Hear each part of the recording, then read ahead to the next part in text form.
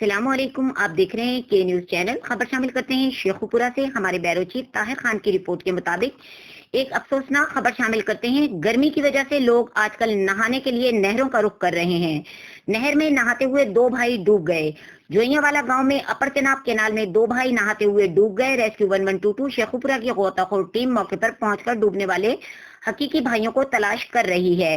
डूबने वाले भाइयों में आशिर वल्द सलामत उम्र 20 साल और राशिद वल्द सलामत उम्र 17 साल सतना कोट रंजीत गुजरांवाला रोड शामिल हैं। इत्तला के मुताबिक कोट रंजीत के रिहायशी दो भाई अपने कजनों के साथ जोइयावाला गांव में नहर में नहाने के लिए गए और नहाते हुए एक भाई के डूबने पर दूसरे भाई ने इसको बचाने के लिए छलांग लगा दी और खुद भी डूब गया। रेस्क्यू 1122 की गोताखोर टीम की दोनों भाइयों की तलाश जारी है।